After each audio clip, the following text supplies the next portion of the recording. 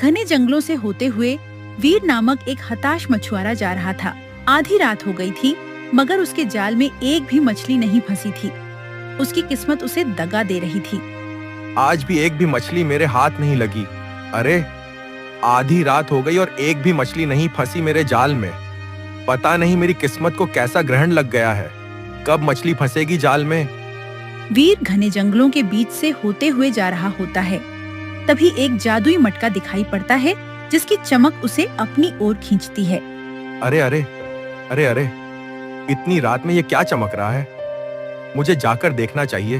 वह आंखों में एक अजीब सी चमक लिए उस मटके के पास जाता है। ये कैसा मटका है जिसके ऊपर ताला लटका है? भला मटके पर ताला कहां से आ सकता है? ओह, इसके अंदर कहीं कोई खजाना तो नहीं है? इतना कहकर वह जैसे ही मटका उठाता है, तभी उसमें से एक रहस्यमय आवाज आती है। आखिर तू मेरे जाल में फंस ही गया। मैं यही चाहती थी। हे भगवान, ये कौन बोला? कौन बोल रहा है? कौन है? ए, मेरे सामने आओ। कौन बोल रहा है? सामने आओ। कौन है? मैं इस मटके की आत्मा बोल रही हूँ। अब मुझे खून देना होगा। क्या? मटके की आत्मा? क्या बात कर रहे हो? और भला मैं तुम्हें खून क्यों दूं? कुछ मैं तुम्हें दूंगा और कुछ तुम मुझे दोगे। यही हम दोनों का रिश्ता है। वीर अपने मन में तर्क करता है। हाँ, ये शायद सच कह रहा है। शायद इसकी मदद से मेरी गरीबी दूर हो जाए। खतरा मोल ले लेता हूँ। हाँ, बोल देता हूँ। अगर मैं सफल हुआ तो खजाना ही खजाना होगा। हाँ, ठीक है। बताओ, मुझे क्या करना होगा? मैं करने को तैयार हूँ। और तुम्हें मेरी गरीबी दूर करनी होगी। बताओ। ठीक है, मैं तुम्हारी गरीबी दूर कर दूंगी। अब चाबी के 3 टुकड़े ढूंढो, तब मैं तुम्हें वरदान दूंगी। पर तीसरे वरदान के पूरे होते ही तुमको वो करना होगा जो मैं कहूंगी। अगर तुमने मुझे धोखा दिया तो तू बर्बाद हो जाएगा। हाँ, ठीक है। मैं वो सब ढूंढ लूंगा। अब तुम मुझे ये बताओ। तुम जैसा कहोगे मैं वैसा करूंगा। तो बताओ, करना क्या है?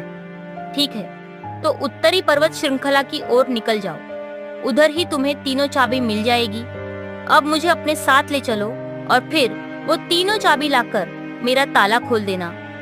ठीक है, मैं कल ही उत्तरी पर्वत श्रृंखला की ओर निकल पड़ता हूँ। ठीक। फिर वीर मटका लेकर घर आ जाता है। तभी उसकी पत्नी माधवी कहती है। क्या हुआ जी? आप इतने परेशान क्यों लग रहे हैं? और यह मटका किसका है? इस पर तो ताले भी लटक रहे हैं। अरे भाग्यवान, जब मैं रास्ते से लौट रहा था तभी मुझे यह मटका मिला। फिर वीर अपनी पत्नी को सारी बात बता देता है। नहीं जी, यह सब मत करो। इसमें अनर्थ छुपा है। मत जाओ उस ओर।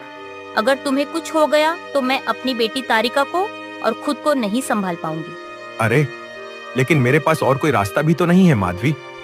देखो, मैं मछुआरा हूँ और गरीबी ने मुझे तोड़ दिया है। मुझे लगता है कि यह करना सही होगा।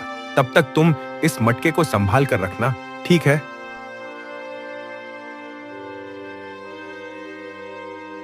फिर सुबह होते ही वीर तैयार हो जाता है।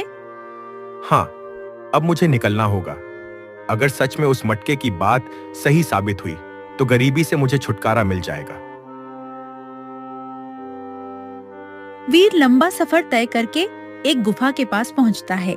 हाँ, लगता है मुझे इससे आगे जाने के लिए इस गुफा से होकर ही जाना पड़ेगा, क्योंकि उत्तरी पर्वत श्रृंखला तो इसी तरफ है। वीर गुफा में कदम रखता है। अरे, ये कैसी जगह है? इतना अंधेरा और यह आवाज कैसी आ रही है? मानो कोई तंत्र मंत्र बोल रहा हो। तभी गुफा की दीवार से रहस्यमय आवाज आती है। सच को स्वीकार करो, तभी रास्ता खुलेगा। कौन बोल रहा है? सामने आओ।